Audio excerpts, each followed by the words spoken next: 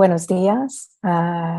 Gracias a todos que estáis aquí viendo este estreno de mi nuevo canal que se llama Escucha Vital. Y os quiero presentar mi primer invitado a estas charlas sobre compasión y bienestar, que es Carlos Rodeiro. Es mi maestro en biodinámica craneosacral cardiovascular y también me ayuda a escribir mi tesina sobre la quietud biológica, con que me gradué del Instituto Biodinámica Craneosacral en Barcelona. Buenos días, Carlos. Bienvenida. Buenos días, y muchísimas gracias por aceptar estar aquí con nosotros. ¿Dónde te encuentras en este momento en este nuestro momento, globo? Bueno, de primero, ya que acabo de oír que es tu primer interview para tu nuevo canal, pues gracias por el honor de darme a mí por primero la oportunidad. Gracias.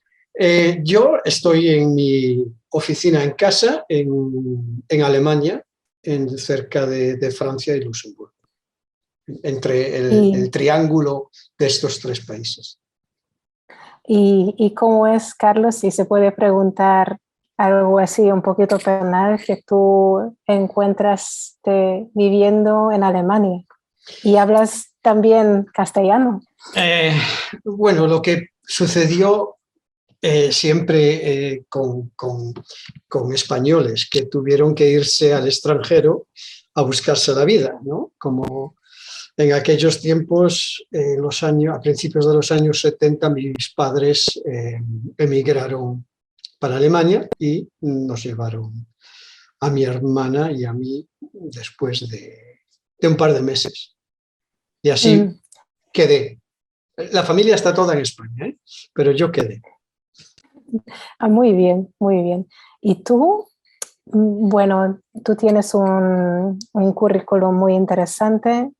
Si no me equivoco, eres osteopata, eres naturopata y también trabajas desde hace más que 20 años con el craneosacral biodinámica. Y en los últimos 10 años has añadido la terapia cardiovascular a tu abanico de técnicas. Y como ya entiendo, es un trabajo muy interesante porque trabajamos con un contacto muy suave, tanto como en la osteopatía, pero hay algo otro que ocurre cuando trabajamos con biodinámica craneosacral. ¿Cómo entiendes tú ese campo biodinámico en que trabajamos? Tengo que pensármela. Yo no vengo de la osteopatía, yo vengo principalmente tengo el permiso como naturopata para trabajar como naturopata en Alemania. Vengo de unos primeros años de homeopatía clásica, unicista, y por causas de mi espalda empecé con la quiropráctica hace muchos años y de ahí me fue interesando cada vez más el cuerpo y entonces algún día que tuve un poco de tiempo me fui a hacer unas clases que yo creía que era algo como quiropráctica para la cabeza. Así que, como se dice aquí en Alemania, fue como tener el niño, la Virgen María, ¿no? Yo llegué pensando, uy, ¿y estos aquí qué hacen? Y así fue como llegué a la craneosacral y de ahí después de 10 años a la cardiovascular. Y no me acuerdo ahora cuál era la pregunta, Ana. Me he enrollado un poco, además de titularte como osteopata, disculpa. No pasa nada. No es un pecado, ¿no? Que leí muy bien tu currículum. Bueno, ¿qué es lo que te ofreció el descubrimiento de terapia craneosacral? En principio me enseñó o me dio la oportunidad de cambiar de mi cerebro a mis manos, ya que venía de la homeopatía y todos trabajar con el cerebro. Estudiar libros, Sí. escribir el caso del paciente, analizar cómo es la situación, qué remedio puede ser. Bueno, que es todo cabeza. Y yo, como tengo cabeza pequeña, pero un cerebro muy activo, llegué a un punto de que o me estallaba la cabeza o yo me volvía un poco loco, ¿no? Y entonces tuve la gran suerte, como muchas veces en mi vida, de no tener que pensar las cosas, sino de que pudieran llegar a mí por ellas mismas y ofrecerme otro camino. Y así fue. Sin saber lo que era, me apunté y pude cambiar eh, de la esfera intelectual a la esfera de tocar y de percibir y de sentir. Sí. Y Eso ese es fue el muy, primer cambio, muy grande y así me enganché a eso y así sigo aún después ahora de 23 años con cráneo y, como dijiste antes, los últimos 10 años con la cardiovascular biodinámica. y ese campo de sentir esta reconexión con el cuerpo a través de sentir y percibir, ¿qué es lo que cambió en tu vida personal y en tu vida profesional? Si se puede decir que ha cambiado cosas. En mi vida privada, por decir, o mi vida personal, cambió mi estado de salud un montón.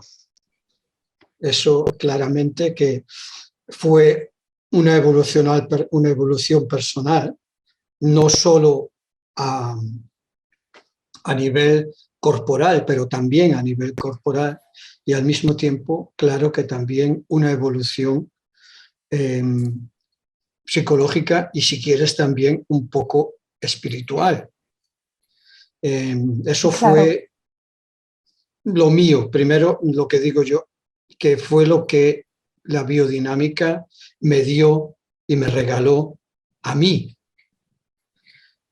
En mi consulta cambió al mismo tiempo el sentido de sobre qué es salud y qué es enfermedad.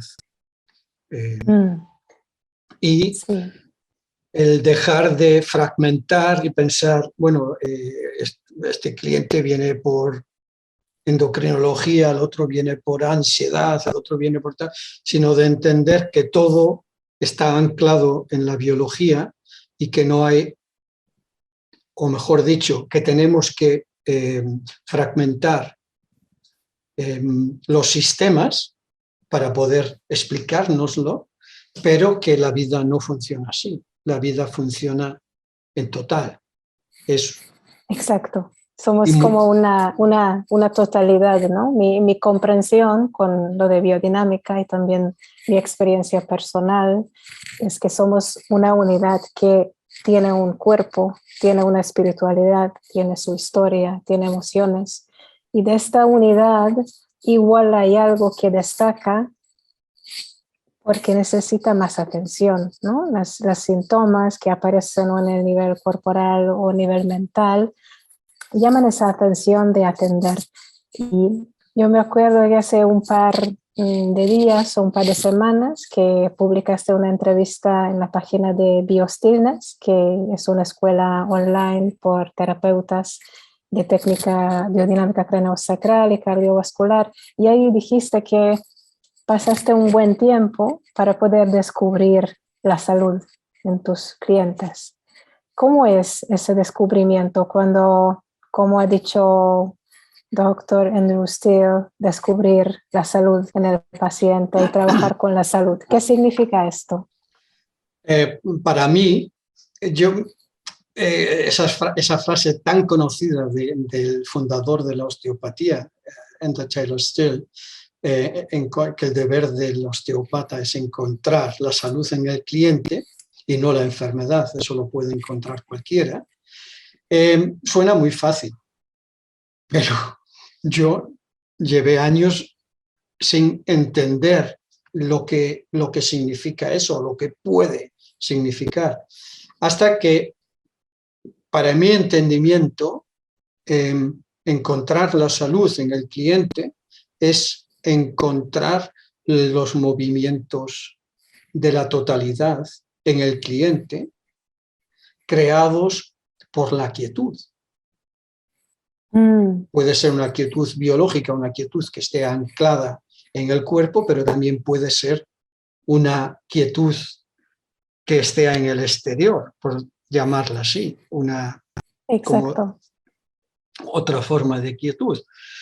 Y entonces la gran sorpresa que me llevé es que cada vez que yo puedo conectarme con mi propia quietud, puedo percibir más claramente los movimientos de esa persona bajo mis manos en su totalidad. Y eso creo que es el plano de la biología de salud y crecimiento, que es una parte de la evolución embriológica para poder crecer y estar sano. Exacto. Hay, como voy aprendiendo y profundizándome más en cómo esa quietud representa en el cuerpo, cómo nos acompaña desde la iniciación de la vida y cómo nos acompaña durante la gestación del embrión. Si alguien nos está viendo y no conoce la terapia biodinámica craneosacral, ¿cómo lo podrías explicar? ¿Qué es esa quietud? Que también puede estar presente en nuestro cuerpo, que es muy importante en estos tiempos. Lo que primero le explico o le digo a mis clientes cuando les doy un poco de deberes, no para casa, ¿no? Un deber. Sí. El deber más fácil es el deber de respirar, ¿no? El de respirar despacio y profundo. Yo creo que casi todas las personas, y yo también hace años, estábamos o están en un mal entendimiento de lo que es la quietud. La quietud no es estar quieto. Eso es muy importante. No es que nuestro cerebro deje de pensar. Si le dices a un cliente, bueno, usted tiene que ahora sentarse y estar quieto y dejar de pensar, perdiste. Exacto. Es como decir que no pienses en el elefante rosa. Sí, y ya lo vemos todos, el elefante rosa con una trompa así, ¿no? Entonces, en el cuerpo hay varias zonas de quietud, pero eso no significa que no haya movimiento. Lo que hay ahí es un metabolismo reducido o un metabolismo o un movimiento reducido a comparación de otras partes del cuerpo. Un ejemplo muy fácil es el corazón. El corazón, por su parte de adelante, tiene mucho movimiento en el latido. Se puede sentir. Late y al mismo tiempo la musculatura va hacia afuera. Atrás, claro que tiene el mismo movimiento, porque es un músculo, pero es menos, es más reducido el movimiento. Así que, por ejemplo, una parte que puede ser importante al respirar es llevar la atención a la parte de atrás del corazón. Ahí hay un truquito, perdona, hay un truquito que en vez de no pensar en el elefante rosa, llevas la atención a tu propio cuerpo. Así que el cerebro no deja de pensar, pero está en otra atención. Y eso reduce al mismo tiempo el metabolismo del cerebro. Exacto, exacto. Eso me encanta. Yo descubrí contigo ese lugar escondido, entre comillas, en el cuerpo, la parte de atrás del corazón, el pericardio dorsal, que es un lugar interesante, ¿no? Porque cómo podemos llevar la atención a una cierta parte del cuerpo, pues por ejemplo intentando respirar ahí o sentir cómo se siente esta parte en el cuerpo. Y los principiantes pueden encontrarse con muchas sensaciones físicas de repente. Cuando intentan sentir qué ocurre en el cuerpo, a veces pasa que el cuerpo, todas partes como una orquesta, dicen que estamos aquí, que fin, nos estás poniendo atención, fíjame en mí, ¿no? Y salen los solistas. En este caso, ¿cómo podemos guiar la atención que encuentra esta parte más quieta? Cuando todo quiere destacar, igual nos empieza a tener tensión en el cuello o sentimos la tensión en el lumbar. El truco más fácil es llevar la atención al movimiento de su barriga, Eso. al respirar. Y eso puede ayudar las manos también, ¿no? Poniéndote en contacto con las manos un poquito hacia abajo de tu ombligo y, como digo yo, no presionar el abdomen, sino esperar a que cuando respiras fácil, lento y profundo, llegue el abdomen a tu mano. Esa propiocepción lleva a que el sistema autónomo nervioso se relaje. Y en ese relajarse hay dos cosas de nuevo. Primero, que el cerebro, al llevar la atención a algo corporal, frena el pensamiento. Como digo yo siempre, sentir sana al cerebro. Eso. Y de la otra forma, al respirar lentamente y profundo, el sistema autónomo nervioso es como un masaje, por decirlo así. Se estira y se encoge. Y eso relaja al sistema de alerta que tenemos y que estamos todos en alerta. Así que todos. Al respirar, eso es un pequeño masaje para el nervio vago, por ejemplo, o para las cadenas del sistema nervioso simpático. Así que suena fácil y es fácil, tenemos que respirar despacio y profundo. Eso es algo que tengo entendido que das como deberes a tus clientes. Yo también doy a veces ejercicios sencillos de respiración, de meditación, de un par de minutos, no más, porque si alguien no conoce, pues con 3 minutos ya está haciendo mucho trabajo.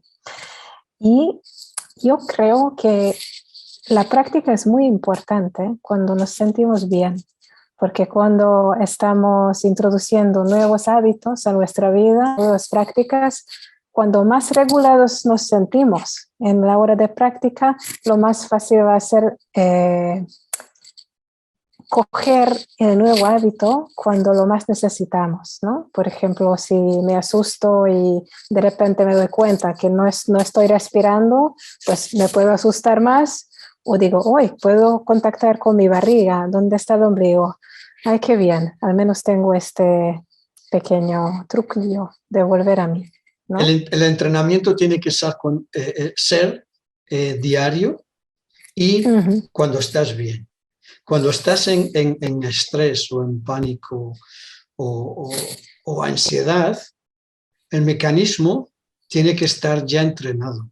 Quiere decir que cuando empieces a notar, uy, me pongo nervioso o nerviosa por lo que sea, y entres un poco en miedo y el corazón lata más fuerte, ahí no puedes entrenar.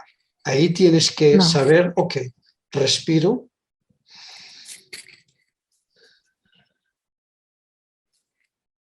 Y si estás entrenado y el cuerpo sabe lo que tiene que hacer, con 2 o 3 respiraciones ya notas que la pulsación del corazón y el ritmo del corazón baja, y entonces ya empieza a desaparecer un poco el miedo. No quiere decir que desaparezca, pero el miedo en combinación con un latido rápido es como un perpetuo móvil, ¿no? Exacto. Oh, uy, mi corazón, ay, ay, y ahora empieza con que no puedo respirar. Y eso sube, sube, sube, sube y se va alimentando, por decirlo así, a sí mismo. Y entonces no vale la pena empezar ahí a entrenar. Entrenar hay que estar, te encuentras bien, estás, yo qué sé, en la playa. Pues miras a la playa, pones las manos miras al mar, pones las manos en tu abdomen y percibes un minutito cómo tu abdomen llega a tus manos y se despide de tus manos hacia adentro. Y como digo yo, no hay que verlo como si fuera un ejercicio de deporte, porque la musculatura del abdomen y el diafragma y la caja torácica tienen que acostumbrarse muscularmente también a que se pueda expandir. Si ahora, por decir, estos 2 años que llevamos con la pandemia, vamos todos así, que nadie se acerque, ni nos toque, ni que bueno, lo que todo, no vas a poderte, oh, tengo que respirar, no. Lo que tienes es que respirar hasta el punto que puedas y percibirlo. Exacto. El percibir es lo que da la posibilidad de que los nervios se tranquilicen y la musculatura se pueda expandir por ella misma. No es, tengo ahora que coger aire hasta que me duela la barriga de tanto que tengo que echarla para afuera. No hay que echarla. Hay que darle la posibilidad como si fuera un propio masaje, de poquito a poquito. Exacto. Pero diario. Eso es la clave, diario, bueno, constantemente volviendo a la práctica. Y otra palabra que escucho muy importante es el percibir y no esforzarse, ¿no? Evitar de ir más allá a donde en este momento el cuerpo se puede sentir a gusto o cómodo, porque poco a poco percibiendo y siguiendo con la práctica, ese puedo expandir poco a poco, ¿no? Porque es realmente en esta quietud o en esta relajación que la musculatura tiene la capacidad de expandir poco a poco y realmente encarar esta posibilidad de respirar, ¿no? A hondo. Creo que todos tenemos esta experiencia cuando al final nos liberamos de un asunto que nos pesa muchísimo y luego damos un suspiro y hay una experiencia que, ¡ay, qué bien! Ahora puedo respirar, ¿no? Y es muy importante. Y la otra clave que escucho de lo que has dicho es entrenar al cuerpo, porque muchos hablan de entrenar la mente, que también es muy importante, ¿no? Que tengamos en cuenta cuando vienen pensamientos malas o rumiación que no nos deja respirar, pero hay un anclaje en el cuerpo, entrenando el cuerpo, que puede ser un atajo para volver a la presencia, para volver en el aquí y ahora, saliendo estas tormentas mentales. Y sobre todo en estos 2 años pasados, creo que todos hemos pasado o al menos visitado algunas de estas tormentas. Y lo que yo estoy descubriendo que necesitamos entrenamiento en la compasión también. En la compasión, en el sentido de co-sentir o sentir compasivamente, tanto con la otra persona como con nosotros mismos. En la práctica biodinámica craneosacral hay una pista que nos conecte a la compasión, según tu vista.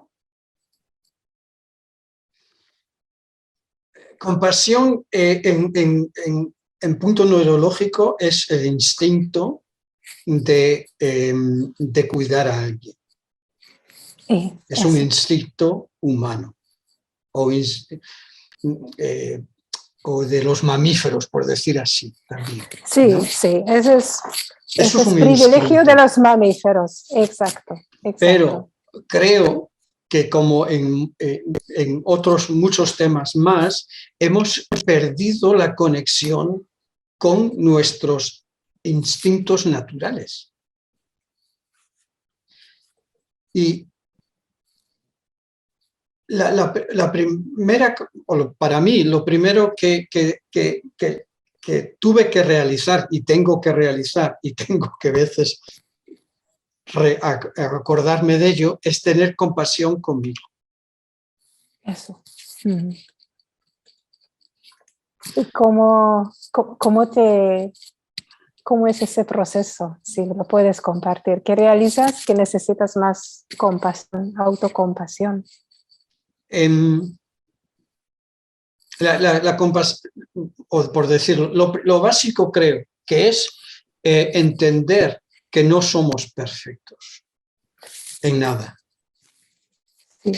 Y al entender eso, el segundo paso es percibir que aunque no seamos perfectos, estamos bien como somos. Qué alivio. Suena fácil, no lo es. Está Suena bien. Fácil. Una lucha diaria, ¿no? Sí. Y no se trata de un proceso teórico del cerebro, porque nuestro cerebro nos puede vender muchísimas cosas y nuestro ego aún mucho más. Exacto. Pero el cuerpo... Pero eso mismo, el cuerpo te lo dice claramente. Te lo dice claramente. Y entonces, si llegas a esa comprensión de que aunque te duela la rodilla, por decir algo ahora, en ese mismo instante en tu cuerpo hay 5.000 otras cosas que funcionan bien y te quieren ayudar. Y aunque no estás perfecto, la situación está bien. Y yo creo que eso es lo que nos puede llevar a entender y tener compasión con el cliente. Sí, estoy de acuerdo. De poder decir, ok, y muchas veces lo digo también a los clientes, ok, aunque esto no funciona bien, pero del resto, esto está bien, esto está bien, esto está bien, así que no llevar solo el objetivo corporalmente a lo que en estos momentos no funciona bien. Así que también hay que darse un poco de compasión. Lo clásico hoy en día, que alguien que no funciona, no, es que tengo que hacer esto, tengo que ir a trabajar, los niños, tal, y llegas a un tope de que dices, yo no sirvo para esta vida, porque no funciona. Así que creo que es importante a mí también pensar que a lo mejor no es la vida la que funciona bien. Nosotros como somos y con nuestras capacidades que tenemos, sí podemos funcionar bien. Lo que pasa es que no podemos hacer 10 cosas a la vez, porque la vida nos dice que hay que hacerlas. Así que puede ser una posibilidad de decir, ok, ver, como digo yo, ¿cómo se dice en español? El letrero stop. Sí, exacto. Porque ¿qué es lo que pasa cuando no paras en un letrero stop? Te para. Estás acumulando hasta que la vida te para.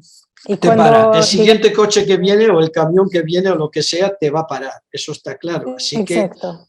que tener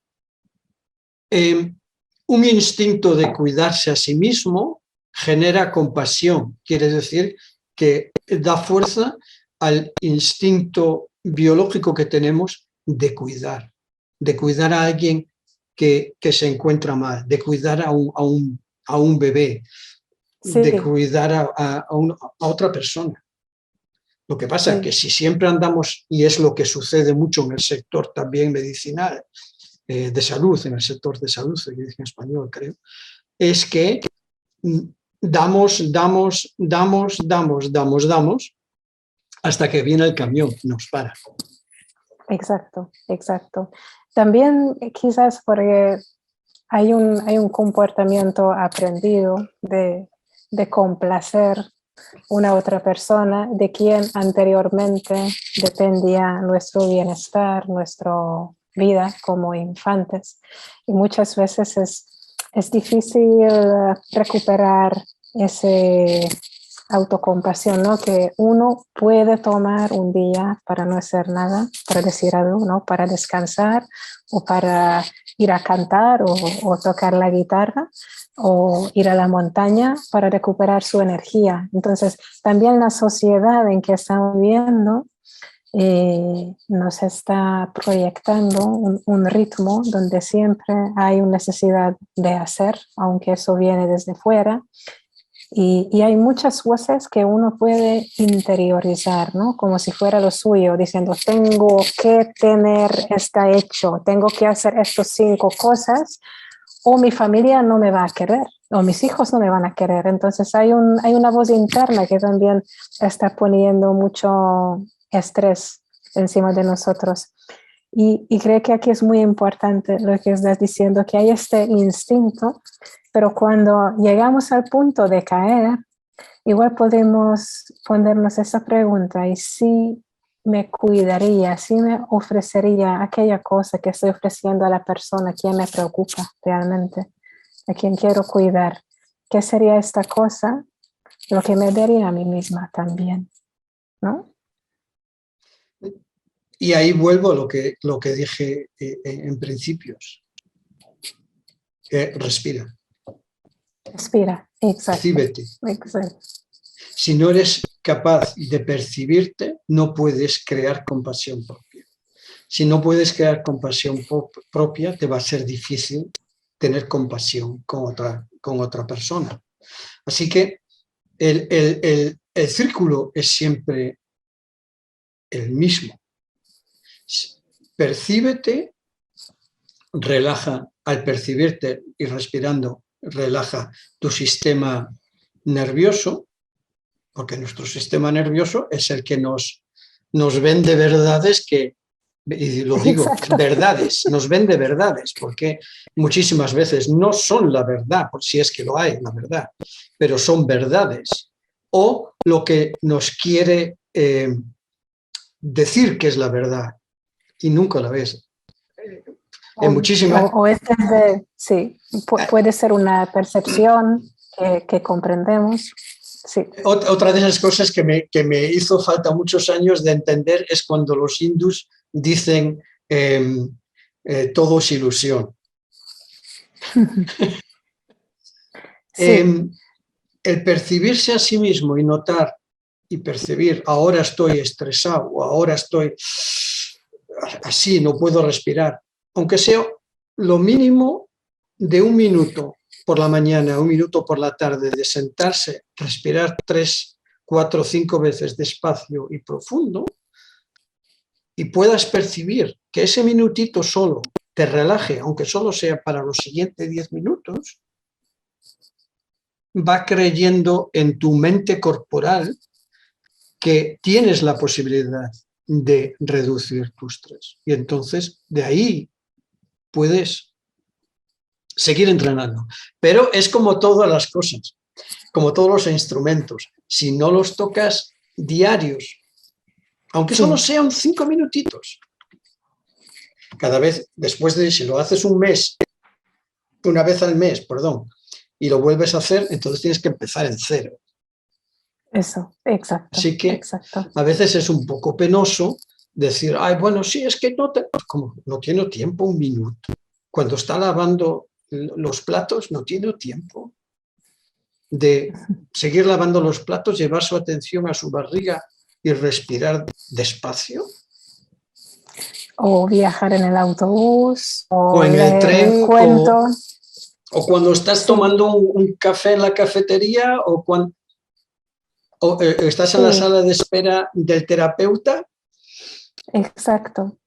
Y eso también nos conecta, Carlos, creo, esa quietud que nombraste anteriormente, en ese espacio donde no es que no hay movimiento, sino hay un movimiento reducido, hay hay un campo donde hay espacio, porque al final lo que la respiración nos regala es esa sentir y percibir un espacio donde anteriormente había unas cosas muy, muy rígidas, ¿no? Es como que se ablande ese espacio. Y también, un poquito resumiendo lo que estás diciendo, que la compasión empieza con dejar de percibir lo que estamos sintiendo en el cuerpo, ¿no? Y eso nos puede llevar a cuidar uno mejor y también desarrollar compasión para los otros y también para el mundo, que significa también comprender, y si no comprender, porque no sé si es posible comprender, pero al menos empezar a ver que todos somos imperfectos y esas imperfecciones son parte de la vida y así está bien, incluido así está bien, ¿no? Estamos también viendo en nuestra sociedad esta mala costumbre que de los últimos 30 y 40 años, 30 años diría, de que la sociedad nos quiere vender algo perfecto, ¿no? La mujer Sí, perfecta, sí. la ama de casa perfecta, el manager perfecto, el hombre, el coche perfecto, todo es perfecto. Lo que pasa Sí. es que la realidad, cuando yo por las mañanas miro al espejo, ¿no? Sí, ni el No, espejo es perfecto. lo que veo es lo que veo. Y en lo que veo está bien, pero no tiene que ser el ideal perfecto, que es un ideal, ¿no? Que nos venden para vendernos otras cosas, ¿no? Para que te pongas la crema, para que te compres el coche, para que te pongas el Claro. vestidito. Y lo malo que estamos viendo en la juventud, yo ahora con 60 puedo decir en la juventud, es las chicas anorexias, con bulimia, los chicos todos que solo quieren coches grandes, pintar, bueno, todo el desmaje que hay, Sí. que va creado por una ilusión incorporada por afuera que no tiene nada que ver con la realidad. No, pero tengo la sensación que esa ilusión cabe porque hay una desconexión profunda del intestino, ¿no? Es que hemos dejado de esa conexión, ¿no? De gut sense, como dice en inglés, la conexión con el intestino, esta instinto de los mamíferos de cuidar y cuidarse, y atender a las relaciones, ¿no? Nos hemos vuelto súper, súper individualistas, como si una persona pudiera existir y sobrevivir una sola en sí mismo, que es imposible porque necesitamos este tejido de la sociedad, esta conexión tanto con la familia y con los amigos como con la tierra, ¿no? Entonces, yo creo que si estamos hablando que existe una salida de donde estamos, que yo creo que sí, no sé si lo voy a vivir, igual eso va a tirar para adelante muchísimos ¿Quién lo años, sabe? pero ¿Quién ¿quién lo sabe eso, Ana? sabe? No lo sé, pero creo que hoy, que es el 22 de abril, que es el Día de la Tierra, Ah, es un buen no lo punto de sabía. hablarlo. Que la Tierra es parte del sistema nervioso que está manifestando desregulado en todo el mundo, ¿no? Que la Tierra también tiene un ecosistema desregulado y la regulación de los humanos también, yo tengo esa creencia que conllevará la regulación de la Creo Tierra. que no es la Tierra parte de nosotros, sino es al revés. Somos Sí, parte de nosotros la somos Tierra parte de y lo Tierra, que sí, pasa es que somos Tierra, 100%, sí, sí. nos hemos olvidado de que es así y no sé si se dice en español el Homo sapio, ¿no? Homo Ha sapiens. cambiado un poco al Homo Dios, Sí, sí. que El Homo creemos que, sí. que estamos por encima de todo lo natural y de todo lo terrestre. Así que eso sería una parte que tendría que cambiar mucho y tendrá que cambiar porque si no, no sé a dónde va a parar esto, que no lo sé tampoco. Pero tendremos que cambiar cada uno de nosotros por sí mismo, con sus... Exacto. Empezando con la respiración. Así que es la única forma de conexión es de conectarse con sí mismo. Al conectarse, eso. No lo digo del punto de vista, sí, como lo dijiste tú antes, individual. No, no. Somos individuos, claro, pero somos individuos sociales. Exacto. Sin una sociedad y sin un contacto corporal, sin una sonrisa, no podemos vivir. Eso es gran parte de nuestra biología. Y lo que a mí me asustó en estos 2 años un montón es, por ejemplo, de que los recién nacidos solo vean gente sin caras. Sí, sí, estoy de acuerdo. Eso ahí es muy vamos. difícil. Yo no es que quiera decir que va a ser así, pero yo creo que ahí nos va a venir en esta generación mucho aún que trabajar para el sistema nervioso de conexión. Aprenda. Exacto. Aprenda. ¿Qué me quiere decir esa persona sin palabras? Exacto, porque 60% de la comunicación como mínimo es no verbal, ¿no? No verbal, exacto. Y con la mascarilla. Si nacisteis en el 21 o en el 20, a mitades del año 2020, pues vistes gente sin cara. Y yo de años pasados